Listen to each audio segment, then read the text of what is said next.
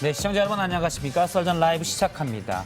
국민의힘 윤석열 대선 예비 후보에 전두환 씨가 쿠데타와 5.18만 빼곤 정치를 잘했다라는 발언, 후폭풍이 컸죠. 오늘 윤 후보가 오전에는 유감이다, 그리고 오후에는 송구하다며 사과의 뜻을 내놨습니다. 하지만 너무 늦었다는 얘기도 있는데요. 이 부분 좀 살펴보도록 하고요. 국민의힘 원희룡 예비 후보의 주장이죠. 예전에 유동규 씨가 체포되기 전에 약 2시간 정도 이재명 후보 측근과 통화를 했다는 주장을 펼쳤는데 이것도 한번 짚어보도록 하겠습니다. 오늘 패널은 더불어민주당의 장경태 의원 그리고 국민의힘 윤석열 후보 캠프의 김병민 대변인이 준비하고 있습니다. 네, 뉴스 설계에서는 어떤 뉴스를 썰어볼 건가요? 네, 지금 국민의힘 측에서 이재명 후보가 조폭과 연루됐다라고 하면서 사진을 또 하나 공개를 했는데 그 사진에 대해서 좀 구체적으로 따져보겠습니다. 뭔가 제시를 했는데 자꾸 핀트가 조금씩 틀리다, 이런 거죠? 예. 알겠습니다. 영끌 인터뷰는요? 네, 오늘은 김헌동 서울주택도시공사 사장 후보를 만나보겠습니다. 요즘 뜨거운 서울 부동산 그리고 정책 얘기 한번 짚어보겠습니다. 3억대의 강남의 아파트를 공급할 수 있다는 얘기를 했었죠? 네, 부지들이 몇 개 나오고 있는데요. 정말 가능한 건지, 현실성 있는 건지 한번 따져보도록 하겠습니다. 네, 썰전 라이브 본격적으로 시작합니다.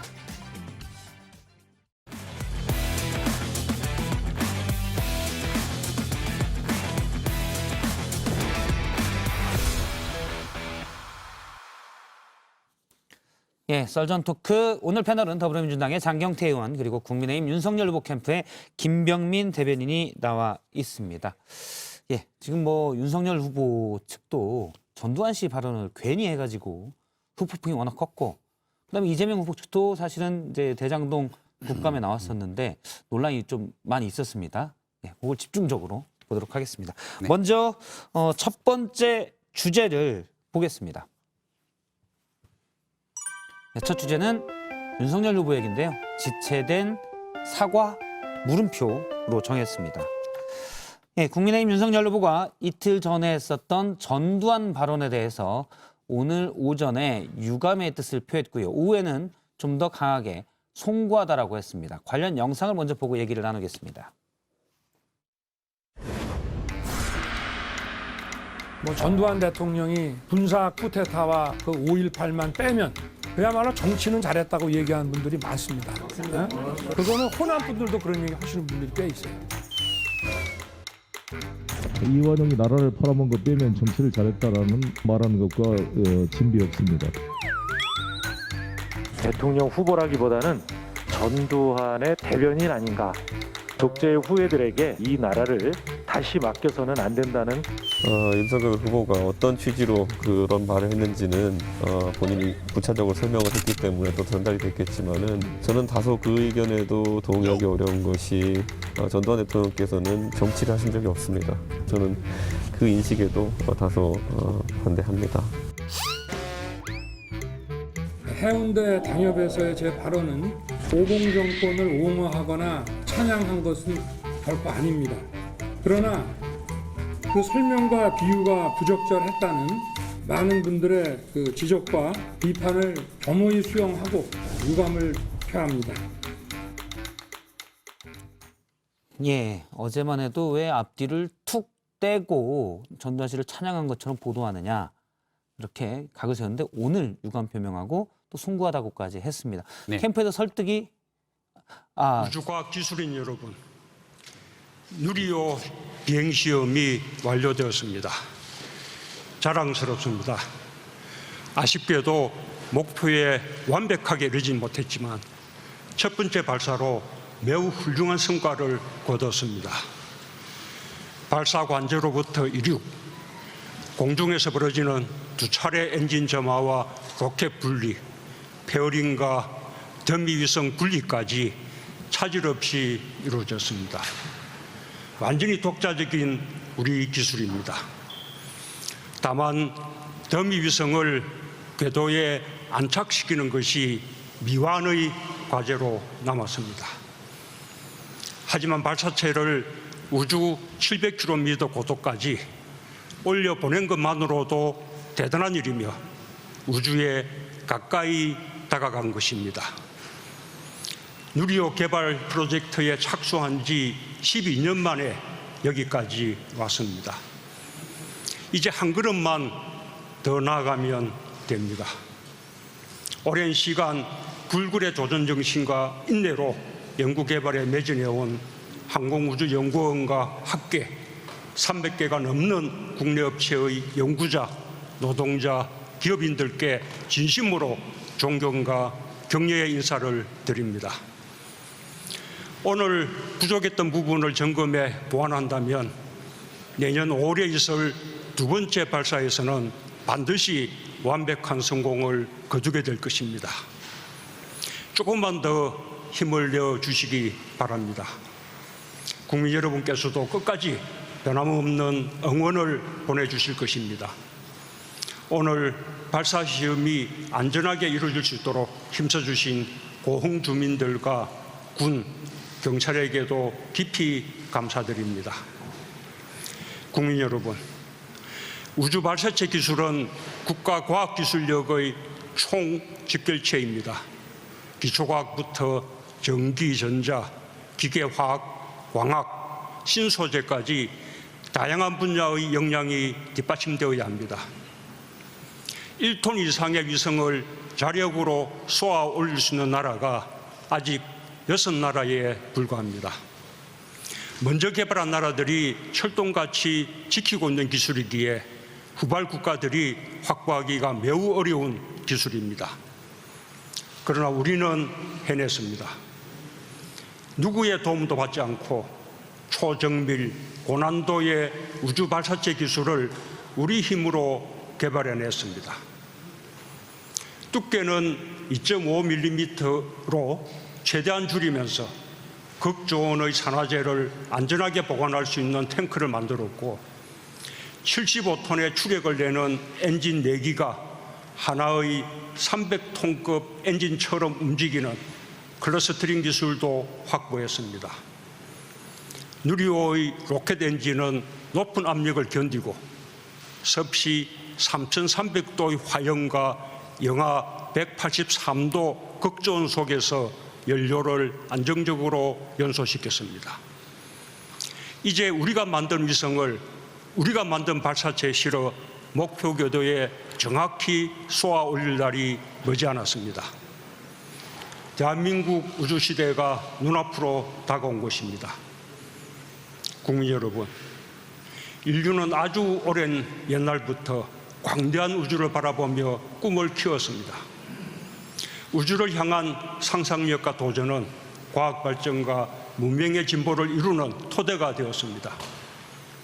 1950년대 이후 본격화된 우주 개발은 체제 경쟁과 국가 안보를 목적으로 시작되었지만 어느 날 실생활을 바꾸는 수많은 기술 혁신의 기폭제가 되었습니다.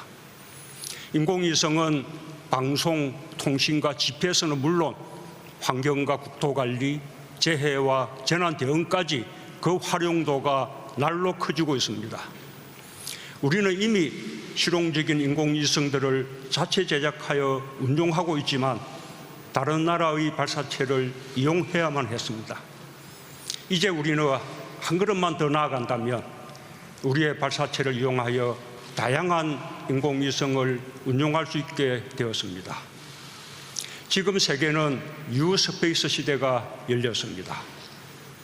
지난 10년간 전 세계 우주 산업은 2배 이상 성장했으며 우주 개발 자체가 하나의 산업이 되었습니다. 민간인이 우주를 관광하고 돌아오는 꿈 같은 일도 이미 현실에서 이루어지고 있습니다. 우주 개발에 앞서는 나라가 미래를 선도하게 될 것입니다. 우리도 늦지 않았습니다. 누리호의 성능이 조금만 더 정밀해진다면 독자적인 우주 수송 능력을 확보하고 대한민국 우주 시대를 열 수 있습니다. 정부는 대한민국이 명실상부한 우주 강국으로 도약할 수 있도록 장기적인 안목에서 흔들림 없이 투자할 것입니다. 첫째, 한국형 발사체의 성능을 꾸준히 높이고 다양한 위성 활용으로 이어가겠습니다. 2027년까지 5번에 걸쳐 누리호를 추가로 발사합니다. 내년 5월 성능 검정 위성을 탑재한 2차 발사를 통해 누리호의 기능을 다시 한번 확실히 점검하겠습니다. 이후 차세대 소형위성 2호, 차세대 중형위성 3호, 11기의 초소형 군집위성 등 현재 개발 중인 인공위성들을 누리호에 실어 우주로 올려보낼 것입니다. 향후 10년 동안 공공 분야에서만 100개 이상의 위성이 발사될 예정입니다. 모두 우리 손으로 쏘아 올릴 수 있도록 누리호뿐만 아니라 다양한 발사체 개발에 힘쓰겠습니다. 내년부터 총 3조 7천억 원을 투입하는 한국형 위성항법 시스템 KPS 개발 사업을 본격 추진합니다. 국민 여러분께 더욱 정밀한 GPS 정보를 제공하고 자율주행차, 드론과 같은 4차 산업 발전에도 획기적인 전기가 될 것입니다. 둘째, 우주기술을 민간에 이전하여 우주산업을 새로운 성장 동력으로 확실히 만들겠습니다. 한미 미사일 지침의 종료로 다양한 우주 발사체를 자유롭게 개발할 수 있게 되었습니다. 누리호와 같은 액체 연료 발사체보다 크기는 작지만 발사 비용이 저렴한 고체 연료 발사체의 경우 민간에서도 활용도가 높을 것입니다. 2024년까지 민간 기업이 고체 연료 발사체를 개발할 수 있도록 민관 기술 협력을 강화하고 나로 우주센터에 민간 전용 발사장을 구축하여 발사 전문 산업을 육성하겠습니다. 새로운 형태의 우주 탐사로 우주 산업의 질적 성장과 함께 기술 산업 발전을 이끌겠습니다. 뉴 스페이스 경쟁에도 본격적으로 뛰어들게 될 것입니다. 다음 달 국가우주위원회 위원장이 과기정통부 장관에서 국무총리로 격상됩니다. 민관의 역량을 결집하여 우리나라에서도 머지않아 세계적인 우주 기업이 탄생하도록 정책적, 제도적으로 지원하겠습니다.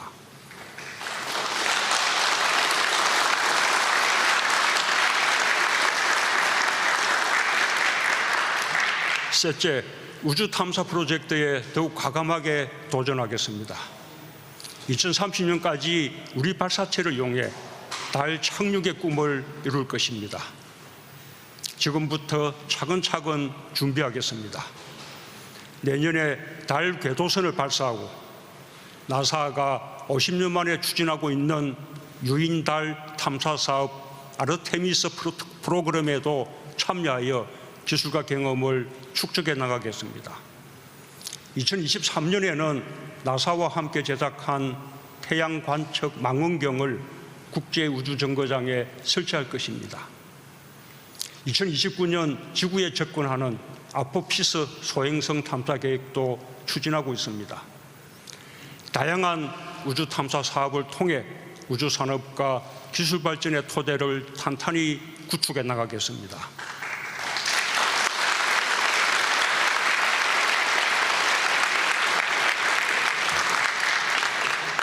존경하는 국민 여러분, 우주과학 기술인 여러분, 지난 2월 미국의 화성 탐사선이 화성의 바람 소리를 담아 지구에 보내왔습니다.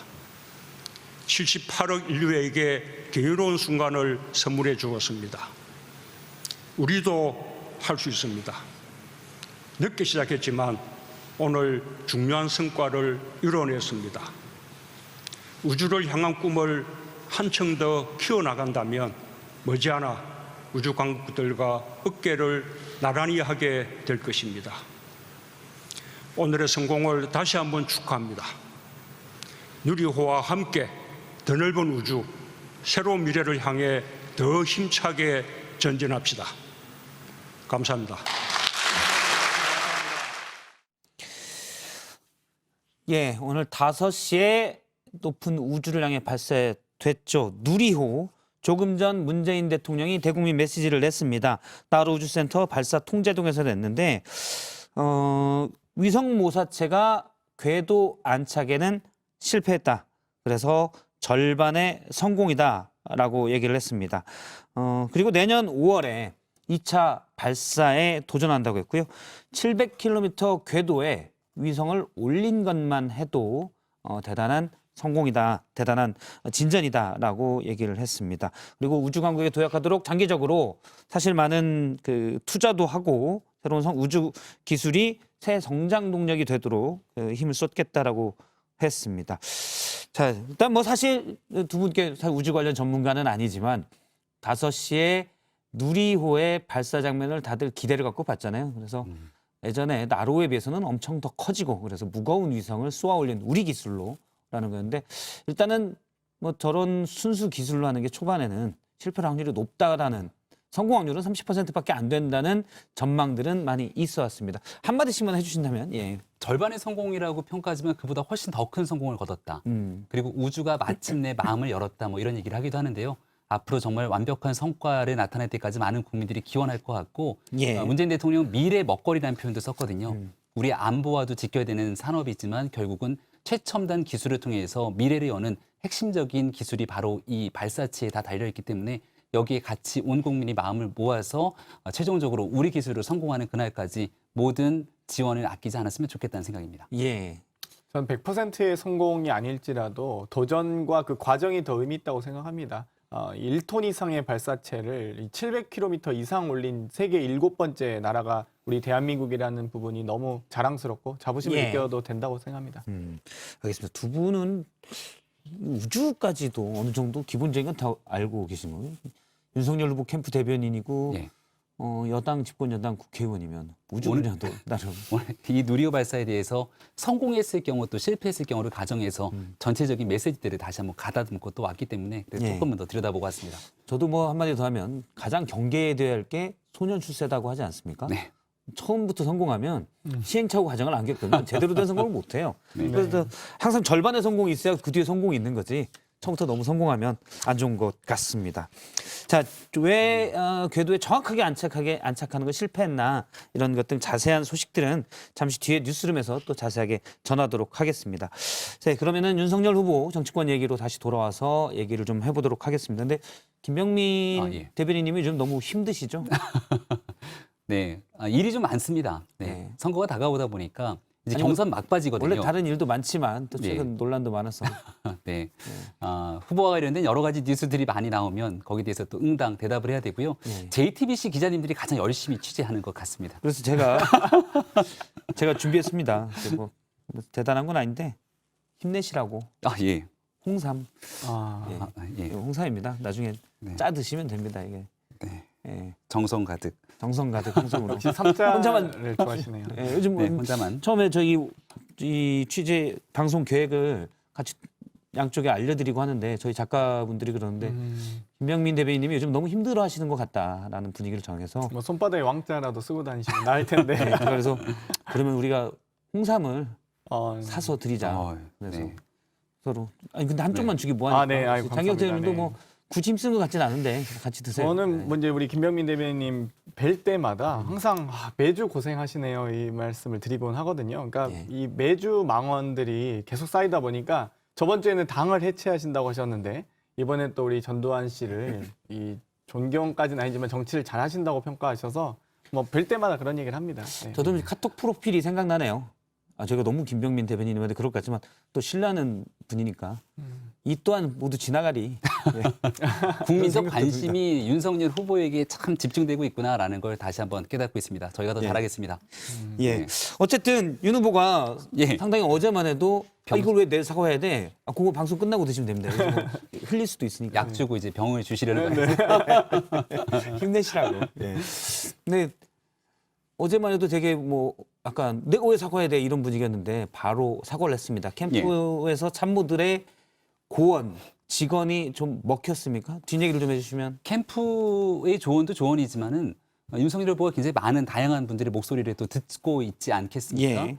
우리 과거 처음에 국민의힘에 입당했을 때 휴대전화 번호가 한번 노출이 된 적이 있어요. 그 휴대전화를 따라 안 바꿨습니다. 그래서 많은 메시지들을 또 받기도 하고 있고 또 윤석열 후보가 처음 이 발언을 했던 게 화요일이었습니다. 예. 그리고 화요일 하루가 지나고 어제 수요일에 토론회가 있어서 토론회 때 또 공방들이 일부 오갔고요. 자칫 잘못 해석되면 또 당내 경선이 치열하게 진행되고 있는 과정에 또 정치적으로 악용될 수 있는 소지들도 있기 때문에 예. 발언에 대한 메시지를 분명히 바로잡아야 될 필요가 있다고 화요일, 수요일 이틀 동안 그 진위를 좀 설명하는 데 시간을 보냈다 생각을 하고요. 하지만 발언의 진위에 대한 내용들과 무관하게 전두환 정권에서 고통을 받고 이러한 내용들이 나오는 것만으로도 힘들어하고 굉장히 굉장히 불쾌함을 느끼고 계신 국민들이 많다라면 여기에 대해서 분명하게 그런 비판을 겸허하게 수용하고 송구하다는 말씀을 드리는 게 맞겠다 싶어서 예. 오늘 윤석열 후보의 육성 발언과 또 페이스북 메시지를 통해서 국민께 이런 얘기들을 전달을 하게 됐습니다. 글쎄요. 저는 사과하셨다고 생각하진 않습니다. 유감이다. 거의 유감 표명 정도라고 보고요. 이 전두환 정권의 고통을 당하신 분께 사과하셨어요. 대한민국 국민 모두에게 사과하셨어야 됩니다. 마치 이완용이 나라를 팔아먹었지만 이 정치는 잘했다거나 최순실 씨가 국정농단을 했지만 딸은 잘 키웠다고 하는 것과 같습니다. 전두환 씨를 우리가 정치를 잘했다고 표현할 수는 없고요. 이 정치인으로서 실패한 혹은 정치를 하지 않았던 분이기 때문에 이런 말씀을 좀 드리고 싶습니다. 그렇기 때문에 저는 이 마지막까지도 이렇게 사과하지 않는 모습, 그냥 본인이 잘못했다. 사과의 기본은 잘못을 인정하는 것부터입니다. 그래야 반성이 나올 수 있거든요. 근데 지금 잘못했다는 얘기는 하나도 없어요. 송구하다. 그런 이 본인들이 듣기 싫은 얘기를 해서 좀 송구하다 이 정도거든요. 잘못했다는 표현부터 하시기 바랍니다. 송구하다는 표현에는 이 사과에 대한 메시지가 분명히 담겨 있는 것들을 아마 충분히 다 이해하실 거라고 지금 생각하고요. 말씀하신 대로 그런 게 좀 있나요? 네. 그러니까 일말에 정말 내가 대체 뭘 잘못했지? 라는 것 때문에 사과라는 표현을 죄송 또는 이런 표현을 안 쓴 게 예. 그런 게 조금 있나요? 물론 있어도 김병민 예. 대변님이 있어요라고 얘기하기는 어렵겠지만 여기에 대해서 방금 말씀드렸던 송구하다는 표현과 함께 네. 페이스북 메시지를 다 보신 분들은 저희 부족함을 지적해 주신 분들께도 깊이 감사드립니다라고 예. 표현을 쓰게 됩니다. 아마 이보다 더한 사과 얘기가 있을까라는 생각이 들 정도고 부족한 게 있으면 더욱 세심하게 살피겠다는 메시지를 냈고요. 전두환 정권을 찬양하거나 옹호하는 것처럼 비춰지고 오해, 이거는 말 그대로 왜곡돼서 얘기하는 사람들도 있고 또 심지어 더불어민주당의 경우에는 지금 대통령 선거가 가까워 있기 때문에 윤석열 후보의 메시지를 훨씬 더 과장, 왜곡해서 정치적인 공세를 펼치고 있는 상황이기 때문에 이거에 대한 사실관계를 바로잡지 못하게 된다면 분명하게 있지도 않은 내용들이 정치적으로 프레임이 씌워질 수 있다라고 하는 걱정들도 있었다는 점들을 좀 말씀을 드리고 싶습니다. 그 내용들을 충분히 설명드렸지만 얘기를 좀 들어주시고요. 설명을 드렸지만 그럼에도 불구하고 국민들께서 불편하게 생각하시거나 불쾌하게 받아들이는 부분들이 있다면 여기에 대해서 아주 분명하게 송구하다는 말씀을 드렸다는 점 재차 말씀드립니다. 잘못하셨고요. 어찌되건 지난주에 제가 이 국민의힘의 시작을 여쭤봤습니다. 신한국당인지 혹은 90년 3당 합당인지 거기에 대해서 분명하게 말씀은 안 해주셨었는데요. 97년이라고 말씀을 드렸죠. 네, 김영삼 맞습니다. 대통령은 어찌되건 국민의힘 출신 대통령이 아니신 거네요. 그래서 제가 그때도 여쭤봤었는데 저는 이 발언을 듣자마자 국민의힘에 이제 조만간 전두환 씨의 이 사진이 붙는 것 아니냐라는 생각까지 들었습니다. 정치를 잘했다면 일단 멘토로 삼고 싶은 분이라면 그런 일까지 일어나지 않길 바라는 마음입니다. 이런 식의 이거 하나 메시지들이 이제 여쭤볼게요. 정치 공세라는 거죠. 예. 사실은 오늘 페이스북 메시지에 그 예. 얘기가 나오잖아요. 원칙에 대한 고집은 그러니까 그럼 과거 사실 이제 박근혜 정부 때나 문재인 정부 지금 문재인 정부에서 이제 검찰총장으로서 보여준 모습 그런 건 미덕이지만 국민에 대한 고집은 아니어서 고쳐먹었다 생각을 이렇게 했는데 예. 그러면 이전에는 사실 고집을 부리고 있었다라는 방증이기도 해서 그러니까 윤석열 후보가 약간 원칙에 맞춰서 뭔가 하나에 대한 일들을 끊임없이 해왔던 일에 국민들께서 박수를 보내지 않았습니까? 또 그와 같은 방식으로 그동안 여러 가지 일들을 수행해왔던 것도 사실이고요. 그러니까 이 일에 대해서 본인의 생각을 끝까지 고수하는 것이 좋겠다라고 얘기를 하는 분들도 있습니다. 하지만 그럼에도 불구하고 국민들이 바라보기에 적절치 않다고 얘기를 하면 언제든지 내용들을 본인의 발언들에 대해서도 수정하고 시정할 수 있고 국민께 죄송하다고 고개 숙일 수 있는 것이 지도자와 리더의 덕목이라고 얘기해 주시는 수많은 분들이 계십니다. 예. 그런 내용들을 모두 겸허하게 수용했기 때문에 부족함을 지적해 주신 분들께도 감사하다는 말씀을 드리는 거고요. 저는 더불어민주당에서도 조금 합리적으로 이 내용에 대해서 과연 이렇게까지 언급하는 것이 국민들께 정말 제대로 된 과거의 역사를 얘기하는 것이냐 이런 식의 주장이 아니라 말씀 주신 것처럼 국민의힘이 전두환 정권을 이어가는 정당인 것처럼 있지도 않은 사실관계를 왜곡하고 여기에 대한 프레임을 씌우는 듯한 정치 공세가 있다 보니까 쉽게 이 내용에 대해서 뒤로 물러나기가 어려운 측면들이 있었는데요. 예. 내용에 대해서 다시 한번 관계된 사실들을 충분히 좀 설명드렸다고 생각합니다. 글쎄 아무튼 인재 등용은 잘하셨다고 하니까 뭐 1980년대 대한민국 시스템을 2020년 사회에 적용하려고 혹은 거기에서 인상을 받는다는 것 자체가 좀 너무 낡은 인식이라고 생각합니다. 이 부분도 있습니다. 민주당에서는 윤석열 후보가 뭐 중도 쪽 얘기를 하다가 어떻게 보면 극우 쪽 얘기도 하고 있고 이게 박쥐본성이라고 주장인데요. 윤건영 의원의 주장입니다. 한번 들어보겠습니다. 손바닥에 왕자 새겼다가 며칠 있다가 성경책 들고 교회 가는 모습이나 광주 5.18 무역에 가서 눈물을 보이고 반성하다가 부산 가서는 전두환을 찬양하는 거나 냉온탕을 왔다 갔다 해서는 안 된다고 생각합니다. 오락가락해서는. 예. 근데 이제 그런 모습들이 어떻게 보면 권력을 향한 본성, 박쥐와도 같은 그런 본성 아닌가.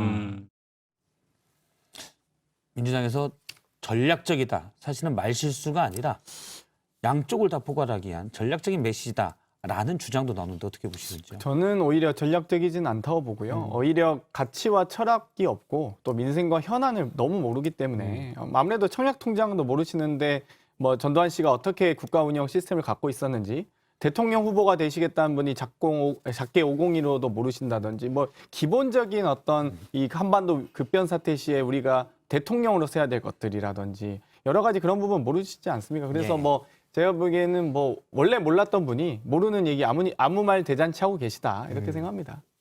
윤건영 의원께 물어보고 싶은 것은 문재인 대통령의 복심이라고 그러고 있고 윤석열 후보를 대한민국의 서울중앙지검장 그리고 검찰총장으로 임명했던 분은 문재인 대통령 아니었습니까?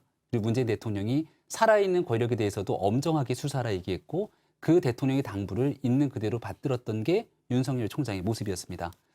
지금 와서 윤건영 의원이 저런 얘기를 하게 되는 건 본인의 과거 모셨던 대통령의 의사결정과 행동에 대한 자가당착이 아닐까 생각이 되고요. 예. 우리 장경태 의원님께서는 여러 가지 과거 구설수에 있었던 발언들을 다시 한번 꺼내줬는데 하나하나 끄집어서 사실관계 반박하지는 않겠습니다. 다만 내용에 대해서 뭔가 작은 내용들을 끄집어서 이 내용들을 정치적 프레임에 가두고 공격하게 되는 행동들이 반복되게 된다면 국민들이 원하는 방식의 정치는 점점 멀어지는 것은 아닌가 이런 말씀도 함께 드립니다. 알겠습니다. 첫 번째 얘기 윤석열 후보의 전두환 씨 관련 망언 거기에 대해 송구하다는 입장 표명까지 좀 얘기를 들어봤고요. 두 번째는 이제 민주당 얘기를 해보도록 하겠습니다. 두 번째 주제 보겠습니다. 두 번째 주제는 유동규의 마지막 통화로 되어 있습니다. 사실 뭐 정확히 따지면 이거 물음표를 좀 붙여야 되는데 원희룡 국민의힘 대선 예비후보가 유동규 씨가 체포되기 전에 누군가에게 전화를 했다라고 주장했습니다. 먼저 원 후보의 주장을 들어보겠습니다. 유동규가 핸드폰 던지기 전에 2시간 동안 통화를 했어요. 저는 압니다. 제보를 통해서 알고 있습니다. 그리고 그 정보 제공은 민주당 내부 또는 바깥의 사람입니다.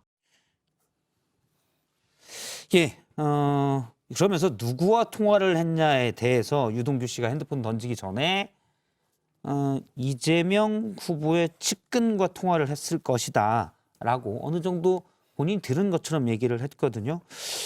일단 뭐 요 얘기는 원희룡 후보의 요 얘기는 약간 다른 게 정보 제공은 민주당 내부 또는 바깥의 사람입니다. 이 얘기는 제보자는 남자 또는 여자입니다라고 똑같은 얘기긴 한데 그렇죠. 예, 서울 또는 지방 사람입니다. 이 얘기랑 뭐 비슷하고. 민주당 당원이거나 비당원입니다. 이런 비당원입니다. 표현이죠. 예. 뭐 당연하죠. 모든 대한민국 국민이 대상이 예. 되는 발언이죠. 따지고 보면 좀 그런 게 있긴 있네요. 예.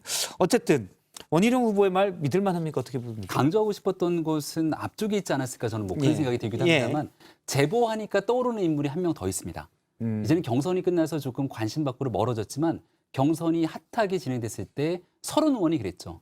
이재명 후보 대통령 될 수 없다고 얘기를 하면서 결정적인 제보 3건인가요? 이 건수까지 얘기했던 기억이 납니다. 세 사람을 만났다라고 얘기를 했습니다. 결정적인 제보를 얘기했는데 이 원희룡 전 지사가 대한민국의 대통령 후보 아닙니까? 그리고 이 방송에 나와서 있지도 않은 사실을 거짓으로 얘기했다가 나중에 그 내용들이 허위로 밝혀지게 될 경우 아마 후폭풍 감당하기가 어려울 겁니다. 대장동 1타 강사로 알려지고 난 다음에 이 이재명 지사와 관련된 내용들에게 있어서 많은 제보들이 쏟아지는 것 같은데 충분히 합리적으로 의심해 볼 만한 지점들이 있다고 저는 생각합니다. 저는 제보 얘기에서 윤석열 후보 측에서 제보자들 얘기를 하나?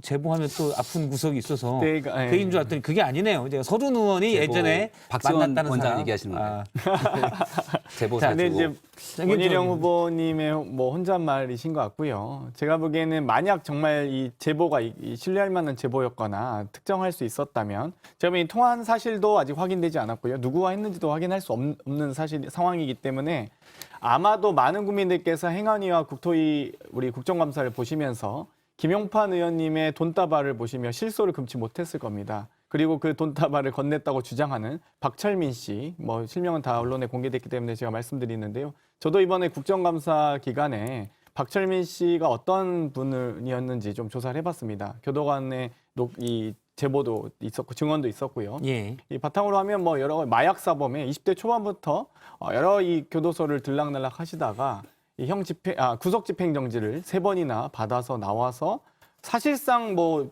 조폭의 행동대장이라고 일방적으로 주장하시면서 돈다발 건넸다. 근데 뭐 20대 초반 행동대장 할 수 없을 뿐만 아니라 20대 대부분을 이 교도소에서 보냈기 때문에 활동 자체를 할 수 없었답니다. 이런 분이 어디서 그런 돈이 나서 또 이 뭐 이재명 지사에게 전달했다고 주장하는지 그리고 그런 정도의 사실 기본적인 이 제보가 있을 때 팩트 체크를 하시죠, 기본적으로. 예. 특히 김용판님은 경찰 출신 아니겠습니까? 돈다발 이렇게 내놓고 이렇게 하시니까 그러니까 윤리 제소 당하시는 겁니다. 원희룡 전 지사는 제보자가 전화하는 걸 옆에서 본 사람이다. 네. 그러니까 유동규 씨가 이재명 후보의 뭐 측근으로 추정되는 사람과 전화하는 걸 옆에서 본 사람이 제보했다고 원희룡 후보가 주장했는데 네. 다만 거기에 대한 증거 같은 거는 제보자 보호를 하면서 제시하지 못했어요. 만약 그런 일이 있었다면 제가 보기엔 어제도 경기도 국감이 있었습니다. 그 당시에 이제 현역 의원님들이 이 상임위에서 국정감사 당시에는 이 면책 특권이 있기 때문에 거기에 뭐 본인이 친한 국회의원 1명 정도 있었지 않겠습니까? 그럼 거기다 얘기해서 발언하시라 할 수 있었을 텐데 제가 보기엔 면책 특권을 활용해도 정말 확인할 수 없을 정도의 좀 미천한 정보이지 않았나 이런 생각이 듭니다. 근데 이게 제보자가 원희룡 후보가 얘기했던 게 사실이면 이재명 후보의 측근과 통화를 했다는 거잖아요. 그럼 거기에는 옆에 있는 사람들이 뭐 굉장히 많은 사람들이 있지는 않았을 거라고 저는 상식적으로 생각하고 지금 이런 보도가 다 나가고 나면 옆에 있는 사람들이 특정이 될 것 아닙니까? 예. 한 우리 3사람 정도가 이제 전화했던 거를 누군가가 제보했다 그러면 저는 2사람을 의심할 수밖에 없는 것일 거고. 그러니까 이쪽에 우리 FD도 있고요. 이런 방식이기 때문에 아마 원희룡 후보가 언급을 하고 나서 더 확산되는 것들을 조금 걱정하고 제보자 보호에 대한 우려를 하지 않았을까 생각이 들고요.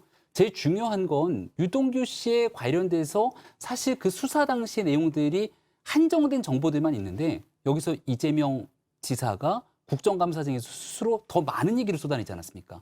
그렇기 때문에 의구심들은 하나둘씩 더 증폭될 수밖에 예, 없죠. 사실은 그때 체포될 때 오피스텔도 뭐 그렇게 넓은 건 아니고 안에 있는 사람이 소수였기 때문에 확인하려면 확인할 수도 있는 검찰에서 한 그런 내용으로 보입니다. 근데 말씀하신 내용이 지금 김병민 대변인이 말씀하신 내용이 있어서 어제 국감에서 당시 유동규 전 법무장이 체포될 당시 이 상황에 대해서 이재명 지사가 한 얘기인데 이것 가지고도 좀 논란이 있었어요. 잠시 들어보겠습니다.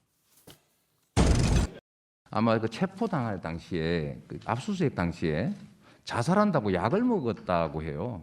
그래서 뭐 침대에 들어 누워 있었다 뭐 이런 보도가 있던데. 지사님 근데 제가 듣다 보니까 그 유동규가 자살약을 먹고 누워 있었다. 그렇게 본인밖에 알 수 없는 상황을 어떻게 이렇게 잘 아세요? 그분이 어쨌든 우리하고 전혀 인연 없는 사람이 아닌데 하여튼 제가 가까이 있는 사람들과 아는 사이 아니겠어요? 누가 이렇게 보고를 주셨어요? 잘 기억이 안 납니다. 지금 말씀하신 게 김병민 대변인 말씀한 게 이 부분이죠? 선택적 기억이죠. 이게 얼마 전 일이지 않습니까? 불과 한 달 전인도 기억이 나지 않는 분이 잘 기억이 나지 않는데 대한민국 국정을 어떻게 운영할 수 있겠는가 이런 생각이 들 수밖에 없는데요. 뭔가 국민의 힘을 향해서 공격해야 될 내용들에 있어서는 또렷또렷하게 얘기하는 이재명 지사가 김은혜 의원이 저 내용들을 어떻게 그렇게 아셨어요? 누구에게 보고받았습니까? 라고 하니 바로 기억이 나지 않는다고 얘기를 하게 되죠.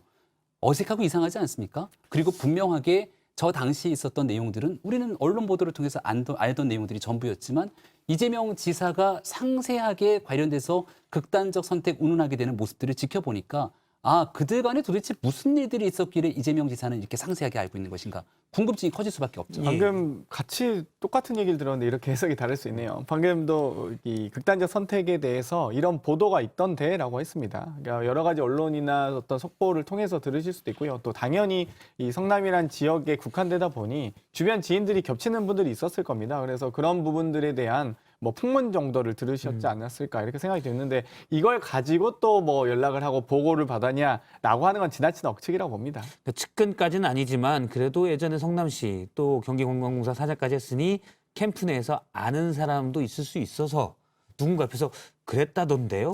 라고 얘기할 수도 있다는 말이죠. 그렇죠. 당도 다르고 캠프도 다르지만 김병민 대변인님이 뭐 어디 가서 어떤 발언해서 어떤 실수를 했으면 바로 저도 알게 됩니다. 뭐 그런 게 있나요? 오래 안 뭐. 걸립니다. 네, 요즘 뭐 워낙 단톡방과 뭐 기자님들이 제일 빠르시던데요. 우리 당의 소식을 기자님들한테 들을 때도 있지 않으세요? 그런 사실 내용 카톡 봐시면 네. 뭐 한 30분이면 한 바퀴 쭉 돌더라고요. 그렇죠. 그렇게 알려질 정도의 내용이면 최소한 보도가 됐을 거라고 저는 생각하는데요. 왜냐하면 극단적 선택을 했다라는 이 보도가. 정도까지 널리 알려질 수 있을 정도의 상황이면은 충분하게 아 이런 내용들이 있었더라라고 보도가 돼서 대부분의 사람들이 알지 않았겠습니까? 근데 어제 나왔던 발언들에 있어서는 굉장히 내밀하게 이재명 후보가 새로운 뉴스를 밝힌 거니까 국민들이 보기에는 더 의구심이 커질 수밖에 없죠.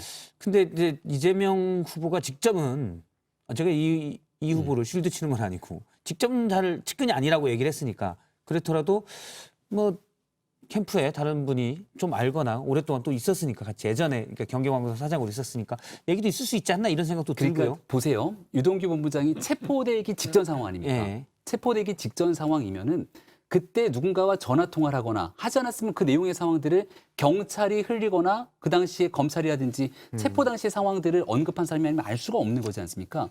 근데 지금 이 전제 조건은 원희룡 후보가 내용들을 들었다, 누군가 통화했다는 것을. 그럼 그 내밀한 관계 속에서 그 직전에 유동규 본부장이 왜 누군가와 통화했을까가 궁금해지는 건데 원 지사의 가정과 이 말이 사실이라면 심각한 위기로 전개될 수밖에 없죠. 그 위중할 때에 왜 누군가와 그토록 긴밀하게 통화를 할 수밖에 없었는지 그리고 그 내용을 혹시 이재명 지사가 보고를 받았는지가 궁금한 건데 설명을 하면 되지만 그런 내밀한 얘기들을 묻게 되면 기억이 나지 않는다고 대답하는 그러니까 숨기려는 자가 극단적 범인이라고. 선택을 한 것도 사실 팩트는 아닙니다. 검찰이나 경찰이 발표한 사실은 아니기 때문에 그냥 그저 풍문을 가지고 이렇게 엉겨지는 게 좀 안타깝고요. 한편으로는 예를 들면 윤석열 후보가 이 유승민 후보의 약수를 손으로 쳤다. 이것도 사실 저희가 풍문으로 들은 것 아니겠습니까? 그리고 하지만 대변인께서 그걸 그 사실이 아니다고 아니다고는 확인을 하셨습니다만 또 다른 풍문으로는 이승민 후보의 손을 친 게 맞다고 주장하신 분들이 계세요. 그 부분에 대해서는 뭐 사실관계를 확인할 수는 없는 것 같습니다. 그러니까 그 풍문을 만약 유승민 후보가 얘기하거나 같이 있었던 사람이 얘기하면 얘기가 좀 다르겠습니다만 당사자의 이야기가 아니었잖아요. 중요한 건 지금 이재명 후보가 얘기를 한 거잖아요. 그러니까 본인도 그렇게 들었다라고 그래서 얘기하셨잖아요. 그거를 누구한테 들었는지를 설명하면 되는데 그 내용을 설명하지 않으니까 오해와 의구심들은 더 커질 수밖에 없는 거죠. 알겠습니다. 자, 여기까지는 뭐 양측의 얘기를 또 다 들은 것 같고요. 앞서 이제 윤석열 후보의 유감과 송구 표현에 대한 시청자들의 의견을 잠깐 전하도록 하겠습니다. 로우땡님께서는 송구하다는 사전적 의미로 두려워서 마음이 거북스럽다는 건데 두려워서 사과한 건 아닌 듯하다라고 얘기했고요. 그다음에 정땡땡님 사과하고 사과 애플 사진을 올렸는데 반성의 기미가 없는 장난 일색이다. 품격이 떨어진다라고 얘기했습니다. 예. 다른 의견들도 좀 나왔었고요. 예. 물론 윤석열 후보의 사과가 늦지 않았다라는 의견도 있었습니다. 예를 들어 사과를 강요하는 캠프는 일단 정리해야 한다라는 요땡님의 의견도 있었습니다. 네, 그러면 오늘 정치권에 있었던 화제 썰들을 모아봤습니다. 썰픽 강정 아나운서가 정리했습니다. 썰전보다 더 독하고 강한 정치권에 쏟아진 말들 정리해봤습니다. 오늘은 딱 2개만 가져와 봤는데요. 보여주시죠. 대선판 놈놈놈. 국민의당 안철수 대표가 여야의 유력 대선 주자들을 싸잡아 비판했습니다. 국민들이 보시기에 아니 어떻게 대선 후보들이 이렇게 나쁜 놈, 이상한 놈, 추한 놈밖에 없냐. 참 불행한 일이죠. 그래서 이런 것들을 바꿔야겠다는 그런 생각들이 굉장히 강합니다. 네, 안철수 대표가 말한 나쁜 X, 이상한 X, 추한 X. 각각 누구를 말하는 걸까요? 1위 보겠습니다. 윤석열 대통령 돼도 탄핵 사유. 민주당 송영길 대표가 윤석열 후보를 둘러싼 고발 사주 의혹에 대해서 이렇게 말했습니다. 사실 손준성 검사와 그 밑에 있는 두 분의 검사 3명이 조직적으로 김웅 국민의힘 국회의원 후보와 함께 모의를 한 정황이 드러나는데 이러면 이거는 국기문란이고 총선 개입이고 탄핵 사유입니다. 이건 대통령이 되기도 어렵겠지만 되더라도 탄핵 사유가 될 겁니다.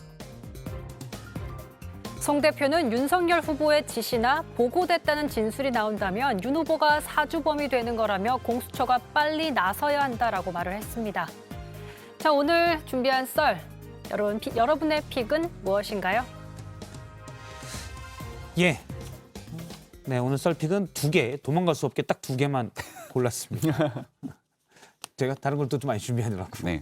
예, 김병민 대변인님부터 하나를 골라서 촌철살인을 해주시면. 저는 아무래도 저희 후보 윤석열 후보 이름이 들어갔으니까 1번 꼽겠습니다. 대통령 돼도 탄핵 사유. 예. 송영길 당대표가 이렇게 언급한 것 같은데요. 여러 가지 말에 대한 실언으로 유명한 분이 바로 송영길 대표가 아닌가 싶은데요. 시작도 전에 불복인가 저는 이렇게 좀 얘기를 하고 싶습니다. 윤석열 후보가 대통령 될 가능성이 매우 높다고 생각하는구나. 그러니까 당선된 것을 전제하고 탄핵 운운하는 이런 황당한 얘기를 하는 게 아닌가 싶은데요. 얼마 전에는 송영길 대표가 이런 얘기를 합니다. 이재명 후보가 대통령이 돼도 정권 교체라는 표현을 써갖고선 한번 구설수에 오른 적이 있죠. 그렇다면 그런 내용을 바탕으로 보게 됐을 때 문재인 정부를 지금 잘못하고 있다고 인정하는 것인가 등에 대한 송영길 대표를 향한 비난성 발언들도 많게 되는데요. 그 얘기를 꺼냈던 것도 마찬가지로 정권 교체에 대한 여론이 높기 때문인가라고들 얘기를 하는데 중요한 것은 윤석열 후보에 대해서 있지도 않는 사실관계를 똘똘 엮어서 아마도 대통령 선거에 이기기 어려운 측면이 되다 보니까 시작도 전에 불복하려는 것이 아닌가 이런 얘기 드리고 싶습니다. 당을 없앤다고 하셨던 3개월짜리 수습 후보가 이제 시한폭탄 후보로 거듭나는 것 같습니다. 손준성 검사 같은 경우는 수사정보정책관이라고 하는 검찰 내의 국정원장 같은 역할이죠. 검찰총장에 직보할 수 있는 라인이고요. 이 손준성 검사와 김웅 검사 그리고 김웅 검사의 이 여러 가지 이 녹취록에서도 이 우리가 작성하겠다, 뭐 저희가 준비하겠다, 또 남부지검이 아닌 대검에 가라든지 이 특정하고 있습니다. 이미 그리고 저희가 상의하겠다는 여러 가지 정황들이 나오고 있고요. 그 저희가 누구인지 미래통합당에 입당한 지 한 달 정도밖에 안 되는 분이 우리 미래통합당에 그리고 심지어 그 조성은 씨도 입당한 지 얼마 안 된 분이었거든요. 그분에게 전달하면서 저희가 준비하겠다고 했다는 건 미래통합당은 아닐 겁니다. 그렇다고 한다면 원래 이 소위 친정이었던 검찰일 가능성이 높고요. 심지어 그 친정으로 보이는 이 손준성 검사로부터 전달받았습니다. 그리고 그 여러 가지 텔레그램 여러 가지 화면도 일치하고 있고 검찰에서도 공수처로 이첩할 때 이 검사로 다 밝혀진 사실 아니겠습니까? 저희가 산악회나 무슨 동호회가 아닌 이상 검찰일 가능성이 크다라는 게 이제 해커가 아닌 이상 저는 검사가 분명하다고 봤는데 사실 여러 가지 실명이 들어간 판결문이 들어가 있기 때문에 그 부분은 법원이나 검찰밖에는 확인할 수가 없습니다. 그렇기 때문에 실명은 저희가 국회에서도 국정감사로 자료 요구를 하더라도 줄 수 없거든요. 그러니까 잘 안 주거든요. 그렇기 때문에 여러 가지 정황이 확인된 것은 손준성 검사는 확실히 이 진범이 맞다. 그렇다면 손준성 검사가 혼자 이렇게 이 대활약을 펼쳤을까요? 절대 그렇지 않습니다. 두 가지만 물어보고 그렇기 싶은데 때문에 잠깐만요. 그래서 이 대활약을 펼치지 않았다면 검찰총장이 지시하지 않았더라도 관리하거나 혹은 인지했다면 군인이나 검찰에 의한 선거 방해죄는 형법상 징역 10년까지 처할 수 있는 중대한 범죄입니다. 손준성 검사가 진범이라는데 진범이 확인이 됐습니까? 진범이라고 추정됩니다. 거의 그러니까 일단은 전달한 이 당사자로는 확인되고 있지 않습니다. 그러니까 수사가 진행 중인 상황 속에서 진범이라고 말씀하시기 때문에 물어본 것이고요. 두 번째로는 윤석열 후보가 이 사건에 대해서 정확히 관여됐다는 어떤 증거가 없는 상태 속에서 연결고리를 엮어서 정치적 공세를 취하고 있는 건데 대통령 선거를 앞에 두고 굉장히 안타깝다는 말씀드리고요. 굉장히 연결질 수밖에 없는 합리적 의심은 이럴 때 쓰는 게 아니라 남욱 변호사의 처남이 안민석 의원실에 근무하고 있는 내용들을 가지고 사람들이 굉장히 궁금해하지 않습니까? 이걸 물어보게 되니까 안민석 의원이 자네 여기에 대해서 매형 이름이 뭔가 이렇게 처음 물어봐서 알았다는 건데 이런 일이야말로 황당하게 연결될 수 있는 거지. 아니 여기에서 윤석열 후보가 개입됐다는 게 어디에 도대체 나온단 말입니까? 그저 당시 김웅 의원 그리고 조성은 씨와의 대화 내용에서 나왔다는 녹취록의 한마디를 가지고 윤석열 후보를 엮게 되는 건 너무 과한 주장이라고 생각합니다. 아니 그 검찰 범죄 공동체로 보이기 때문에 그런 말씀을 드렸고요. 이 주장은 홍준표 후보도 하셨습니다. 알겠습니다. 그러면 두 분 다 원래 제가 장정 아나운서 할 때 여쭤보니까 이거 하시겠다고 그랬었죠? 뭐 사실 저는 이번도 하고 싶었는데요. 네. 대선판 놈놈놈 안철수 대표께서 하셔서 저는 이거 자기소개 하시나 이렇게 생각했었는데 뭐 네. 굳이 고르진 않았습니다. 자기소개라고. 어디에 해당되나요? 자기소개는? 아니 나쁜 놈, 이상한 놈, 추한 놈이라고 하셨는데 예. 저는 좀 나쁘다고 나쁜 X로. 네네. 놈은 좀 너무 과하죠. 네. 저희가 직접 하기 좀 과하니까. 그렇습니다. 나쁜 사람. 저는 이상한 사람, 추한 네. 사람. 저는 이게 괜찮네요. 2014년 당시에 안철수 그 당시 새정치민주연합 당 대표셨습니다. 그리고 여러 가지 새로운 정치, 새 정치를 하시겠다고 추진위원회를 만드셨을 텐데요. 이 당시 세월호가 터졌을 때 정말 이 세월호의 아픈 마음들을 달래기 위해서 처음으로 정치 행보를 시작하시던 분이 하시기에는 지나치게 좀 나쁜 행동들이 많았다고 보고요. 예. 또 이상하다고 좀 느꼈던 거는 왜 이렇게 선거 때마다 마라톤을 하시는지 그게 참 궁금했습니다, 사실. 운동 삼아 할 수도 있는 건데. 근데 왜 이렇게 외국까지 가셔서 마라톤 하시는지 참 궁금했고요. 좀 뭐 추하다고까지 하는 건 좀 과하긴 한데 어찌되었건 알겠습니다. 정치권에 입문하신 지 10년간 도대체 뭘 했나 이런 궁금함이 드네요. 예, 알겠습니다. 여기까지 들었고요. 아마 나중에 안철수 대표는 대선에 출마하면 이제 야권 후보로 단일화를 할 수도 있다는 얘기가 나오는데 본인은 일단 그런 부분에서 언급을 하지 않고 있습니다. 자, 그러면 다음 야권의 대선 후보들 간의 좀 경쟁을 좀 보도록 하겠습니다. 먼저 마지막 주제를 강정 아나운서가 소개합니다. 요즘 사사건건 맞붙는 후보들이 있습니다. 바로 이 두 사람이죠. 한쪽은 지도자 수업이 전혀 안 된 칼잡이라고 하고 또 다른 한쪽에선 쉬었다 오면 초선이라며 점점 치열해지고 있는 맞대결입니다. 보수 야권 대선 후보 적합도를 묻는 질문에 양강으로 꼽힌 두 사람은 MBS 조사에선 주마다 이렇게 엎치락 뒤치락하고 또 다른 리얼미터 조사에서는 오차범위 안과 밖을 오가면서 접전을 벌이고 있는 상황입니다. 자, 그렇다면 정작 민주당 후보 이재명 지사 맞붙는다면 결과 어떻게 나올까요?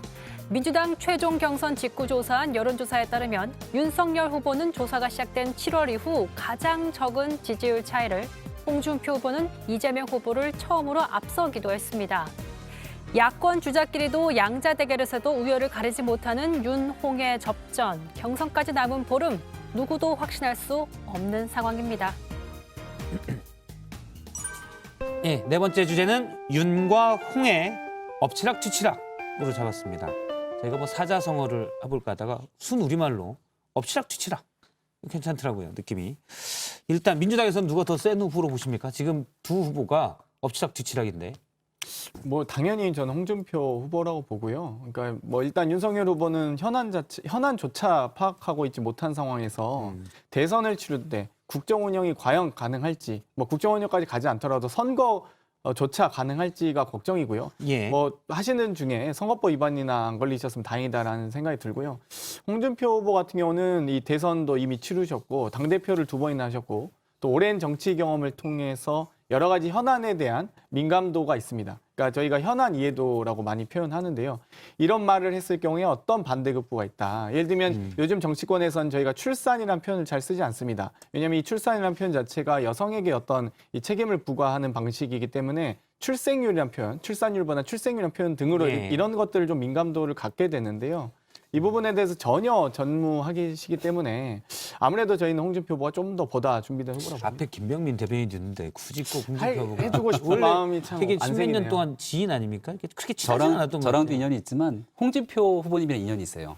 전혀 없습니다. 홍준표 후보님이 지역구를 물려받았죠. 그렇습니까? 네, 제가? 동대문 을지역. 동대문 을지역. 그래서 또이 네. 지역을 물려받았다기보다는 사실 당이 다르니까. 그러니까 저희가 뺏어온 거죠. 맞잖아요, 사실 그 부분은. 네, 일단은 장경태 그래서 의원님이 미안하니까. 격하게 홍준표 후보님을 응원한 것 같다는 생각이 드는데요. 저도 경선 기간 동안에 당 내에서 추미애 후보님을 응원했던 이 보수 진영 인사들이 꽤 많았다라는 생각이 들기도 합니다. 우리가 이제 역선택이라는 표현들 뭐 굳이 구태여 좋아하지는 않습니다만 어떤 후보가 됐을 때 더 중도 외연 확장, 국민들이 보시기에 1대1의 건국일척의 승부에서 정권 교체 가능성이 높을 것인가 판단하게 되면은 정답은 명확해진다고 생각하고요. 윤석열 후보에게 그런 민심들이 많이 모이고 있는 내용들이 이제 곧 밝혀질 거라고 생각합니다. 알겠습니다. 사실 어느 정도 홍준표 후보가 추석 이후에는 골든크로스가 될 거다. 실제로 그 전에 일부 조사에서 홍 후보 입장에서 골든크로스가 나왔는데 그 뒤에 다시 촥 치고는 못 가더라고요. 네. 근데 TV 토론을 본 분들이 홍준표 후보가 예전 같지 않다라는 얘기를 많이 하던데 그 토론을 잠깐 보도록 하겠습니다. 도덕성 문제를 지금 주로 이야기하는 겁니다. 후보님의 처남이 교도소 공사 준다고 그래서 실형 선고받고 이런 거는 본인 도덕성하고 관계가 없는 거죠. 아니, 나하고는 없죠. 그건 마찬가지죠. 그거는 지켜지 않습니까? 한국 대선이 오징어 게임처럼 되어가고 있다. 각종 비리 후보들이 나와서 국민 상대로 대선 후보라고 설치는 것을 보니 오징어 게임처럼 되어가고 있다. 홍 후보님도 해당되는 거 아니겠습니까? 그걸 왜 나를 꼽고 들어가요? 전두환 대통령 형도 잡아넣었던 사람입니다. 아니 본인도 전두환 대통령을 계승하겠다고 하셨지 않습니까? 네. 홍준표 후보가 반응이 좀 약해졌다. 네. 원희룡 후보는 잽을 던졌는데 퍽하고 쓰러지더라라고 표현한 바도 있습니다. 토론에 굉장히 큰 강점이 있을 거라고 국민들에게 기대감을 높여놨기 때문에 홍준표 후보가 토론에 나오면 이 정도의 수준을 보여줄 거라고 기대를 했지 않았습니까? 근데 생각보다 실제 토론에 들어갔더니 윤석열 후보가 홍준표 후보와의 관계 속에서 굉장히 강한 모습들을 보여줬고 이런 내용들 기대감을 너무 높여놨기 때문에 오히려 본인에게 역풍으로 돌아간 것이 아닌가 생각합니다. 유승민 후보나 원희룡 후보도 충분히 토론을 잘하시는 분이기 때문에 저는 거기서 좀 이제 경쟁 우위에 있지는 않다고 보고 있고요. 다만 이 공항 건설이나 이전에 대해서 천공 스승에게 물어보시는 모르겠습니다. 이런 분하고 무슨 토론을 하겠습니까, 사실. 뭐 내용이 있어야 토론이 되죠. 그렇기 때문에 홍준표 후보가 충분히 윤석열 후보와의 찬반을 논쟁할 정도의 윤석열 후보의 어떤 현안 이해도를 가지고 논쟁을 할 수 있는데 그런 정보 그런 발언들이 없다 보니까 논쟁 자체가 안 되는 것 같습니다. 저한테도 홍준표 후보의 토론은 어느 정도냐고 물어봐 주시겠습니까? 네, 홍준표 후보의 토론은 어느 정도인가요? 잘 모르겠습니다. 오늘 두 분 말씀 여기까지 듣도록 하겠습니다. 네, 고맙습니다. 감사합니다.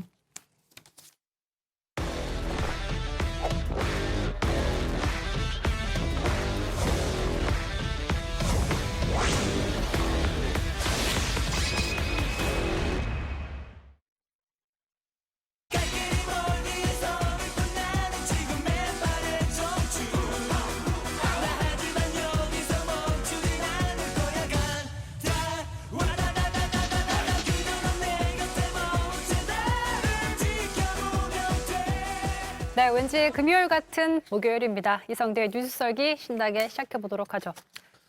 네, 준비한 영상 보고 바로 시작하겠습니다. 이 얼굴이 좀 가려진 이 사람이 누군지 알지 못합니다. 알지 못하는데 조폭으로 추정이 되죠. 이렇게 속상다리하고 걸터 앉고 자, 조폭이 된 영어 강사 물음표. 언더커버 드라마 제목 같기도 하고 어쨌든 이제 김용판 의원의 국감 발언 이후 국민의힘 주변에서 이재명 후보의 조폭 연루설을 계속해서 불을 지피고 있는 모습입니다. 오늘 그 근거로 나온 사진이죠? 네, 그렇습니다. 지금 이재명 지사에 대한 후보에 대한 국감 어제 끝나면서 출석이 끝나면서 이 대장동 이슈가 한 텀 넘어가는 분위기인데 국민의힘에서 그러자 이제 조폭 프레임을 새로 띄우는 거다. 뭐 이런 분석이 있습니다. 자, 그 와중에 나온 사진이 하나 있는데 자, 바로 이 사진입니다. 보시는 것처럼 이재명 성남시장 당시 집무실로 보이는 곳에서 옆에 서 있는 이 한 남성이 다리를 책상에 올려놓고 찍은 사진. 바로 이 사진인데 이 사진은 어제였습니다. 그 정영화 변호사. 이 정영화 변호사는요. 그 앞서서 김용판 의원이 돈다발 사진을 공개하면서 이 지사에게 줬다. 그 사진을 바로 김용판 의원에게 전달했던 그 변호사입니다. 그런데 이 돈다발 사진이 가짜라는 주장이 나오자 어제 반박 기자회견을 하면서 이 사진을 추가 근거로 제시를 한 겁니다. 그럼 자신이 주장한 조폭 연루설 신빙성을 위해서 추가로 좀 사진을 더 내놓은 것으로 보이는데 이건 맞습니까? 조폭 맞아요? 자, 결론부터 이야기를 하면 조폭이 아닌 걸로 추정이 됩니다. 자, 왜냐? 그래요? 조폭이라는 근거가 아직은 없기 때문인 거죠. 바로 어제 사진을 공개했던 장영화 변호사도 근거를 대지 못했습니다. 직접 들어보시죠. 제가 분명히 말씀드렸지만 이 사람이 조폭이라고 한 것이 아니고 조폭으로 의심된다. 아주 친한 친구일 수도 있잖아요. 이런 모습을 보면 저 사람이 조폭이 아니고는 저렇게 하기가 어렵다. 이렇게 누구나 추정할 수 있지 않습니까? 저는 그렇게 생각합니다. 예. 뭐 저희도 봤고 시청자분들께서도 보셨겠지만 지금 사실 조폭으로 말한 건 아니고 조폭으로 의심되는 사람이 이재명 당시 시장과 함께 어울렸다라고 주장을 하고 있는 거잖아요. 그렇죠? 그렇습니다. 그런데 지금 시장 집무실 앞에서 다리를 꼬고 앉아 있다. 자, 이렇게 과감하고 어떻게 보면 좀 무례한 이런 과감한 행동을 할 수 있는 사람이기 때문에 조폭이다라고 이야기를 하고 있는데 자, 만약에 그런 주장대로고 하면 제가 비슷한 사진을 하나 다시 가져왔어요. 자, 이 사진 보시면 역시 시장실로 보이죠. 여기 앞에 그 타요 사진도 보이죠. 간이 이렇게 있다는 타요 내 친구도 있고 딱 이재명 시장의 집무실로 보이는 곳에 이재명 시장도 여기 있습니다. 예, 있고 다리를 올리고 있는 저 사람, 그럼 조폭으로 추정이 될 수 있는 거죠. 자, 하지만 이 사람이 누구냐? 알고 보면 바로 그 개그맨 양세형 씨입니다. 네. 지난 2017년 대선 당시에 이재명 당시 시장과 인터뷰를 했던 그 방송 영상인데 자, 이렇게 따지면 이것도 조폭 연루설의 근거가 될 수 있는 사진인 거죠. 자, 결국 확실한 근거 없이 어떻게 보면 자기의 주관적인 생각만으로 그래도 여당 대선 후보에게 조폭 연루설을 제기하는 거는 좀 신빙성이 떨어지는 거 아니냐 이런 지적을 받을 수밖에 없습니다. 아니 신빙성을 덧붙이려고 진정성을 넣으려고 사진을 공개했는데 지금 신빙성이 더 떨어지고 있는 그런 상황이에요. 민주당에선 지금 가만있지 않을 것 같은데요. 근데 당장 가짜뉴스다라고 강력하게 반발하고 있는데 사실 이 사진은요 이미 지난달에도 국민의힘 측에서 조폭 의혹을 제기하면서 한번 주장을 한 적이 있습니다. 그때 이렇게 사실을 바로잡는다고 하면서 이게 조폭이 아니라 영어 강사 정모 씨다라고 설명을 한 적이 있어요. 자, 민주당 설명을 따르면 이 조폭설이 나온 그 시작은 한 영어 강사가 지난 2016년쯤에 이렇게 사진을 찍은 거예요. 이렇게 사진을 찍어놓고 자, 나는 이재명 지사를 컨트롤할 수 있는 사람이다라고 자신의 SNS에 적었습니다. 자, 지사라고 표현을 한 거 보니까는 2018년 지방선거 이후에 뒤늦게 사진을 올린 거죠. 그랬더니만 한 지역신문이 이거를 보고 2019년도에 자, 나는 이재명 지사를 컨트롤할 수 있는 사람 논란이 되고 있다라고 기사를 쓴 거죠. 여기에서 이 조폭설이 계속 나왔다라는 게 지금 민주당 측의 설명입니다. 자, 저희가 지금 이 문제는 아니고 이 사진에 들어가 있는 이 정 씨를 좀 수소문을 해봤는데 일단 찾지는 못했고 다만 그 원본 글은 내려져 있는 상태입니다. 다만 이 정 씨가 영어 강사가 맞고 서울 소재 모 대학교 96학번이다. 뭐 이렇게 이야기하는 지인의 글을 지인이라고 추정된 사람의 글은 또 확인할 수 있었습니다. 자, 결국에 자, 최소한의 팩트 체크를 좀 해보면 최소한 이 사진만으로는 조폭 연루설을 세게 제기하기에는 좀 신빙성이 떨어진다라고 볼 수밖에 없는 거죠. 자, 기자들이 그래서 장영하 변호사에게 도대체 이 사진 어디서 구했느냐, 어떤 근거냐고 했더니 자, 가로세로 연구소에서 봤다. 그래서 인터넷에서 찾아서 가져왔다. 이렇게 얘기를 했습니다. 가로세로 연구소. 유튜브 매체를 보고 가져오셨다는 얘기를 했다는 거죠. 저 지금 약간 말이 잘 나오지 않을 정도로 좀 황당한 상황입니다. 가로세로 연구소. 네.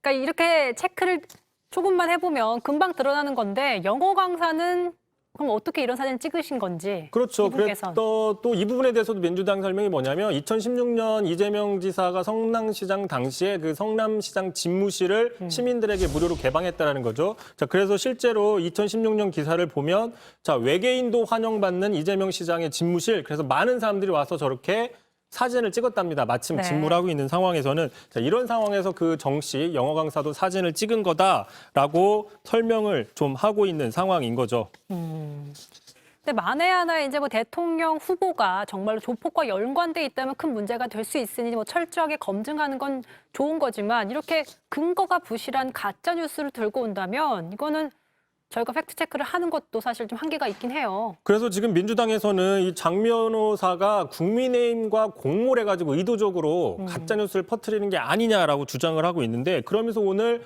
민주당이 또 이 장영하 변호사에 대한 근거를 하나 제시를 했습니다. 뭐냐면 바로 지난 4월 재보선이었죠. 오세훈 서울시장 후보 그 특별고문으로 임명장을 받았습니다. 장영하 변호사가. 자, 이걸 토대로 다시 유출해보면 지금 김용판 의원이 공개했던 돈다발 사진 그리고 또 서울 성남시장 집무실 그 조폭으로 추정되는 사진들을 모두 공개한 게 장영하 변호사인데 결국에는 이 장영하 변호사는 국민의힘 관계자라는 게 지금 사실인 거죠, 오히려. 정말 이런 가짜뉴스는 유포되면 안 된다는 거, 근거가 확실해야 한다는 걸 다시 한번 느꼈습니다. 두 번째 썰 주제 보여주시죠. 자, 두 번째 주제 보겠습니다. I'm on the next level. 저 너머의 문을 열어 next level. 지켜라 지켜라 지켜라. 감당할 수 없는 절망도 내 믿음을 깨지 못해. 자, 달까지 가자. 비트코인 네. 말고 진짜 로켓. 예. 비트코인 갑자기 말고. 가상화폐 얘기하시니까. 자, 아무튼 오늘 한국 기술로 완성한 누리호가 성공 발사를 했습니다. 우주 산업의 넥스트 레벨이기 때문에 이 노래 가져오신 것 같은데 정말 새로운 장을 열었다 이런 평가를 받고 있죠. 그렇습니다. 그러니까 거의 90% 성공을 했죠. 그 모형 이거 위성만 궤도에 올리지 못하는 그렇죠. 나머지는 이제 다 성공을 한 건데 지금 문재인 아까 대통령도 얘기를 했지만 2030년까지 우리 기술로 달에 착륙선을 보내겠다라고 얘기를 했습니다. 뭐 네. 문재인 정부의 뭐 투더문 프로젝트라고 볼 수 있는 거죠. 자, 물론 이제 우주 산업이 비약적으로 성장할 수 있다라는 의미도 크지만 이거 말고도 또 있어요. 바로 군사적인 의미도 크거든요. 이게 사실상 핵탄두만 싫지 않았지 ICBM과 똑같은 겁니다. 그래요? 예, 우리는 대륙간 탄도미사일과 똑같은 거죠. 우리는 지금 핵이 없기 때문에 핵폭탄을 실은 ICBM은 아니지만 발사체를 우리가 만들었다는 거죠. 우리 기술로. 오. 자, 그러다 보니까 상당히 이걸 민감하게 바라보는 데가 있습니다. 바로 북한인 거죠. 자, 북한은 오늘 누리호 발사하는 당일날 광명성 4호, 자기들은 인공위성이라고 주장하는 광명성 4호의 성공을 다룬 다큐. 자, 이름이 재밌죠. 사랑의 금방석. 자, 사랑의 불시착이라고 했으면 안 되겠죠. 인공위성이 불시착하는 느낌이니까. 죄송합니다. 자, 사랑의 금방석. 이거 무슨 다큐를- 드라마 약간 심파 제목 같지 않나요? 그러게요.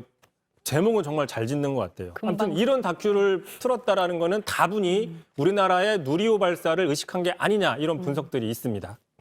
자, 북한이 어제 잠수함에서 발사하는 SLBM 시험 발사를 했습니다. 앞서 우리가 SLBM 발사 성공하자 초보적 수준이라고 깎아를 내렸는데 이것도 우리를 의식한 측면이 다분해 보여요. 뭐 여러 가지 측면들도 있는데 그 중에 하나는 또 대남을 의식했다 뭐 이런 분석이 있는 거죠. 지금 북한은 자기들이 먼저 SLBM을 쐈다, 만들었다라고 얘기하는데 실제로는 우리가 더 먼저 했다라는 거죠. 우리나라 입장에서는. 그러다 보니까 연장선상에서 자기들이 어제 뭐 일종의 이렇게 발사를 하면서 무력 시위를 했다는 건데 하지만 우리 당국에서는 지금 SLBM의 북한 기술 수준이 우리보다 떨어진다라고 얘기를 하고 있어요. 당장 오늘 정의용 외교부 장관은 우리가 성공했던 SLBM 북한보다 기능이 월등히 앞선다. 서욱 국방부 장관도 북한이 노력은 많이 하는 것 같은데 그 노력에 비해서는 아직은 초보다. 자, 지금 외통 위에 있는 윤건영 민주당 의원도 분석은 더 필요해 보이지만 지금 북한이 과시하려고 하는 것 같다라고 보고 있는 겁니다. 물론 북한의 SLBM을 얕잡아 보면 절대 안 되는 거죠. 그렇죠. 견제를 해야 되겠지만 우리가 좀 더 앞서고 있다라는 경계를 늦출 분석을 필요는 없죠. 당연히 그렇죠. 네. 하지만 우리가 더 기술이 앞서 있다는 얘기를 하고 있는데 자, 특히 지난 5월 달이었죠. 한미 정상회담에서 미사일 지침이 폐지가 됐어요. 그래서 사거리와 탄두 중량들이 무제한으로 풀렸다는 거죠. 자, 그러다 보니까 우리나라는 최근 들어서 근래 들어서 중장거리 미사일 같은 이런 발사체 분야에서 현저한 두각을 나타내고 있어요. 다르게 얘기하면 미사일이 되는 거죠. 자, 그러다 보니까 중국, 특히 북한 이런 인접국 측에서 우리를 좀 견제하는 모습들이 커지고 있다. 뭐 이런 분석도 있습니다. 우리가 그만큼 발전하고 있다는 뭐 반증이기도 하겠네요. 그렇죠. 네, 오늘 어쨌든 국산 첫 우주 로켓 누리호가 발사됐습니다. 내년 5월에 또 2차 발사가 있다고 하니까 그때는 정말 100%의 성공을 기원하고 또 응원하겠습니다. 이성대 뉴스 썰기였습니다. 수고하셨습니다.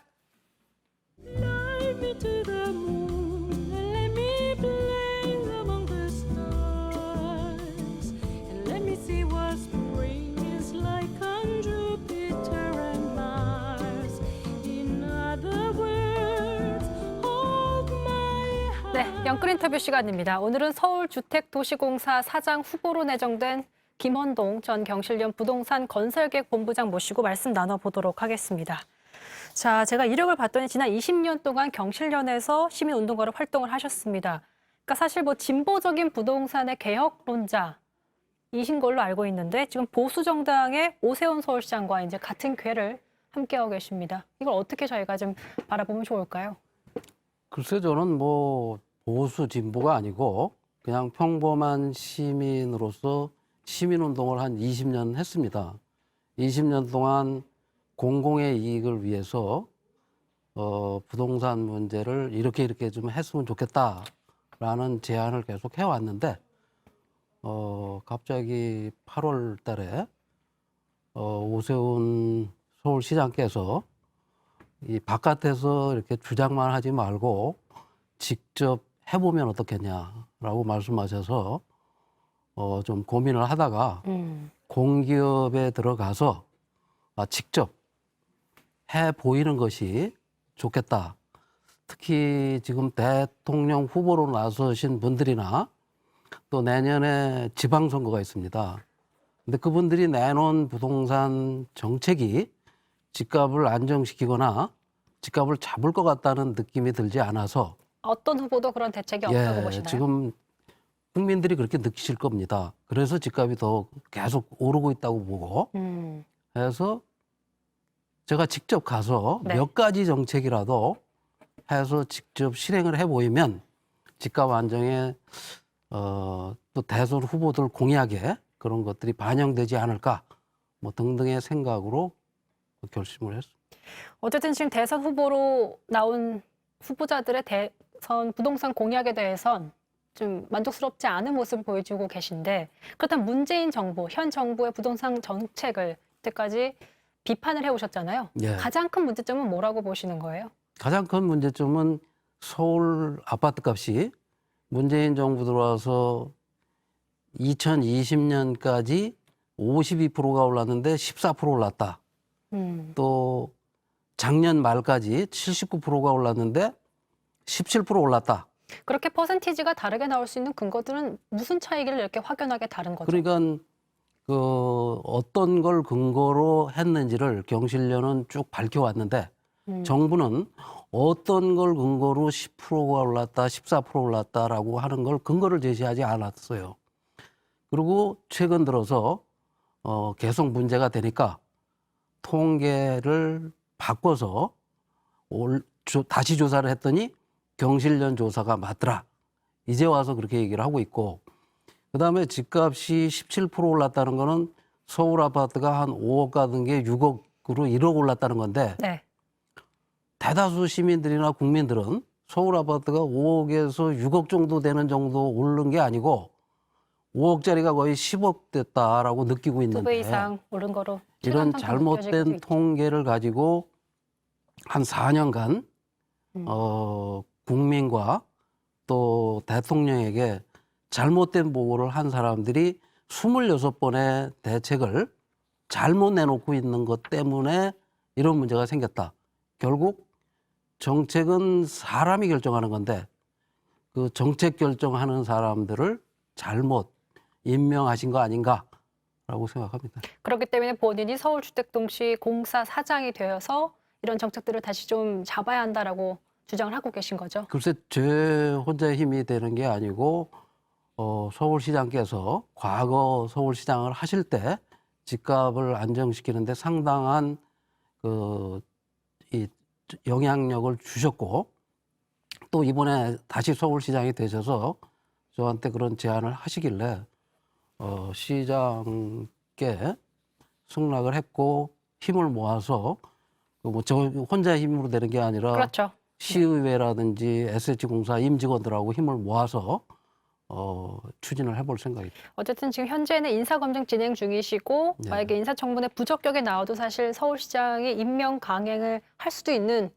가능성도 있는 거잖아요. 글쎄 그건 제가 뭐 잘 모르고 저는 아직은 임명된 사람이 아니고 뭐 내정만 된 상태이기 내정자이시니까. 때문에 네. 사실 이런 인터뷰에 제가 나서는 게 적합한지는 모르지만 이미 약속을 했었고 해서 제가 나왔습니다. 그렇다면 이제 선생님께서 주장하시는 지금 가장 사실 많은 방점이 찍혀 있는 부분이 토지부 임대주택일 것 같습니다. 그러니까 이걸 좀 쉽게 얘기해 보면 토지 소유권은 공공이 갖고 그 건물만 분양하는 그런 주택 형식인 건데 이게 사실 조금 더 설명을 쉽게 좀 해주시면 좋을 것 같아요. 이게 그러니까 우리가 평생 살 수 있는 거예요, 그 아파트에? 아파트를 사면 네. 땅을 포함해서 삽니다. 건물하고 땅을 사는데 자기 땅이 어딘지를 사실 잘 모르죠. 그 아파트 공동 지분으로 토지를 사니까. 네. 그래서 아파트의 건물만 팔면, 건물만 분양한다면 한 30평대 아파트를 어디다 짓든 한 3, 4억이면 이 건축이 가능하니까 건물만 분양하는 방식이 좋겠다. 싱가포르 같은 데는 뭐 80%가 그렇고 그러니까 원가에서의 토지 가격을 빼기 때문에 3억 원이라는 가격이 책정 가능하다는 뉴욕의 말씀이시잖아요. 맨하탄 같은 데 가도 네. 그런 아파트를 많이 분양합니다. 그래서 우리나라도 제가 그런 걸 도입하면 좋겠다 해서 이명박 정부 때 강남에 또는 서초구에 그런 걸 공급한 적이 있었고 있습니다. 네. 예. 그래서 그런 것들을 확대해 나간다면